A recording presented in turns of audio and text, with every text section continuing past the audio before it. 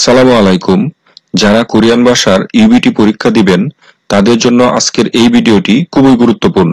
কেননা আজকের এই ভিডিওতে কোরিয়ান ভাষার ইউবিটি পরীক্ষায় আসা গ্রাফ প্রশ্নের গুরুত্বপূর্ণ শব্দার্থগুলো নিয়ে আলোচনা করব। গ্রাফ প্রশ্ন সমাধানের জন্য যে শব্দার্থগুলো আপনাকে জানতেই হবে।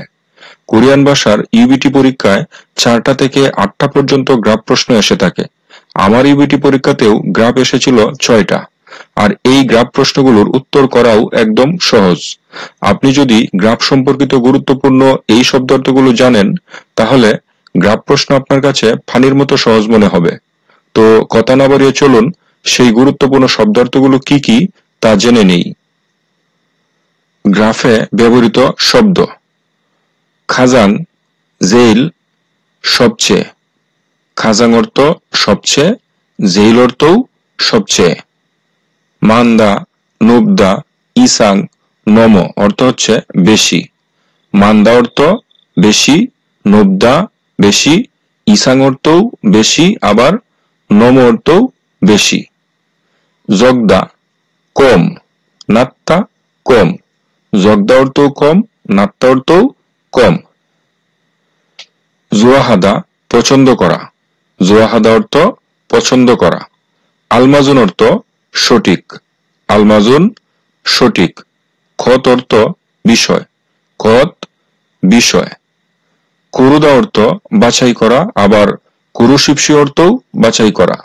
কুরুদা বাছাই করা, কুরুশিপসিও বাছাই করা। তো অর্থ হচ্ছে আরো। তো আরো।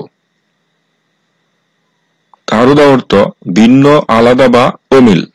তারুদা ভিন্ন, আলাদা বা অমিল। খাত্তা অর্থ মিল বা একই রকম। খাত্তা মিল বা একই রকম। ওদা অর্থ থেকে বা চেয়ে। ওদা থেকে বা চেয়ে। মাতজি আন্দা এর অর্থ হচ্ছে ভুল বা সঠিক নয়। মাতজি আন্দা ভুল বা সঠিক নয়। তোহাগি অর্থ হচ্ছে যুগ। তোহাগি যুগ। পেগি অর্থ বিয়োগ। পেগি বিয়োগ। কোপহাগি অর্থ হচ্ছে গুণ। কোপহাগি গুণ। নানুগি অর্থ বাঘ। নানুগি বাঘ। এরপরে হচ্ছে বঞ্চে। বঞ্চে অর্থ হচ্ছে তম বা ক্রম। ছট অথবা হান বঞ্চে প্রথমত। ছট বঞ্চে অর্থ প্রথমত, আবার হান বঞ্চে অর্থও প্রথমত। ই অথবা দু, এই ই অর্থ হচ্ছে দুই, আবার দু অর্থ দুই। ই বঞ্চে অর্থ হচ্ছে দ্বিতীয়ত, আবার দু বঞ্চে অর্থ হচ্ছে দ্বিতীয়ত। সেত অথবা সে, সেন্টেন্সিং এ কোনো কোনো সময় সেত থাকতে পারে, আবার কোনো সময় সেও থাকতে পারে। সেত অথবা সে বঞ্চে তৃতীয়ত। সেত বঞ্চে তৃতীয়ত, সে বঞ্চে তৃতীয়ত। নেত অথবা নে, নেত বঞ্চে চতুর্থত, নে বঞ্চে চতুর্থত। জলবান অর্ধেক বা 50%। বান অর্ধেক বা 50%। জলবান অর্থ অর্ধেক, বান অর্থও অর্ধেক বা 50%। জলবান নম অর্ধেকের বেশি। জলবান নম অর্ধেকের বেশি। জলবান জক এর অর্থ হচ্ছে অর্ধেকের কম। জলবান জক অর্থ অর্ধেকের কম। এরপরে হচ্ছে বেশি বাছাই করা, অর্থাৎ বেশি বাছাই করার ক্ষেত্রে খাজাং মান্দা সবচেয়ে বেশি। খাজাং মান্দা অর্থ সবচেয়ে বেশি। খাজাং জোয়াহানুন সবচেয়ে পছন্দের। খাজাং জোয়াহানুন সবচেয়ে পছন্দের। জেইল মান্দা অর্থ হচ্ছে সবচেয়ে বেশি। জেইল মান্দা সবচেয়ে বেশি। জেইল জোয়াহানুন সবচেয়ে পছন্দের। জেইল জোয়াহানুন অর্থ সবচেয়ে পছন্দের। এরপরে হচ্ছে কম বাছাই করার ক্ষেত্রে খাজাং জগদা সবচেয়ে কম। খাজাং জগদা অর্থ সবচেয়ে কম। খাজাং জককে জোহানুন এর অর্থ হচ্ছে সবচেয়ে কম পছন্দের। খাজাং জককে জোহানুন সবচেয়ে কম পছন্দের। জেইল জগদা সবচেয়ে কম। জেইল জগদা অর্থ সবচেয়ে কম। জেল জক্কে জোহানুন এর অর্থ হচ্ছে সবচেয়ে কম পছন্দের। জেল জক্কে জোহানুন সবচেয়ে কম পছন্দের। এরপরে হচ্ছে ক্রম অনুসারে বাছাই করা। দু অথবা ইবঞ্চে মান্দা এর অর্থ হচ্ছে দ্বিতীয়ত বেশি।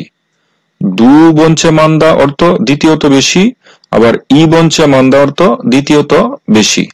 সে অথবা সেদ বঞ্চে মান্দা অর্থ হচ্ছে তৃতীয়ত বেশি। সে বঞ্চে মান্দা অথবা সেদ বঞ্চে মান্দা তৃতীয়ত বেশি।